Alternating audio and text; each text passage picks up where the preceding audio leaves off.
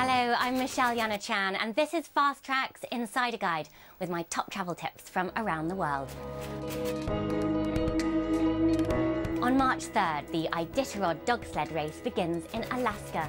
Starting in Anchorage, the race covers over 1,000 miles, crossing rugged terrain, mountains, frozen rivers, and desolate tundra. Each team of a dozen or so dogs and their musher cover the distance in roughly 10 to 17 days, depending on hazards, which can include moose and bear, as well as bad weather that can close out visibility. The race ends in Nome on the Bering Sea. The party starts as the mushers roll into town.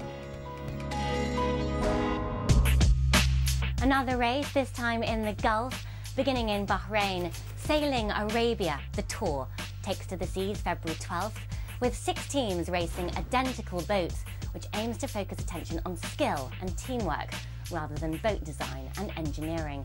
This year, one boat will have a fully female crew.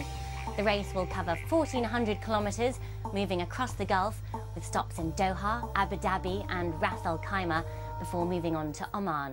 The finish line is in Muscat on February 27th.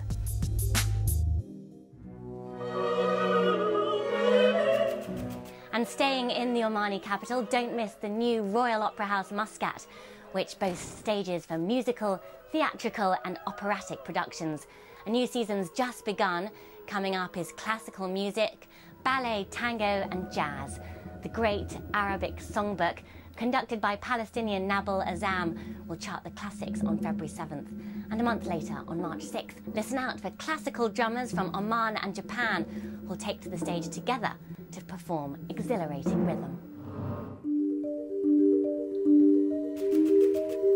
From February 6th, one of Japan's biggest winter festivals, the Sapporo Snow Festival, is set to attract millions of visitors to see the snow statues and ice sculptures at 3 venues across town.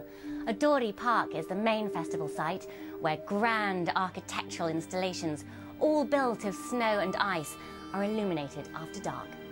And on March 11th, the nation will be commemorating 1 year since the day when the powerful tsunami swept across swathes of eastern Japan.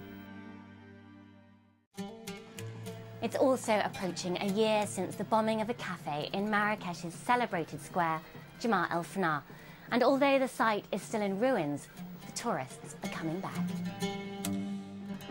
Yeah, I was really upset when I heard that, because you don't think that will happen in a place like this.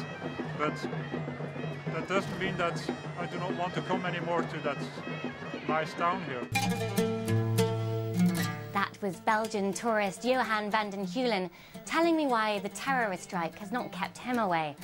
At the end of February, it's hoped the Marrakesh Biennale will help attract tourists back.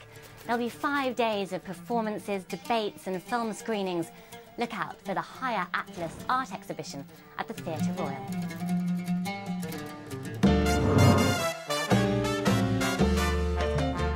Where to spend Carnival this year? Well, the mining town of Oruro in western Bolivia will be throwing a party with tens of thousands of dancers and musicians in colourful costumes and extravagant masks, as well as more sober mystery and morality plays.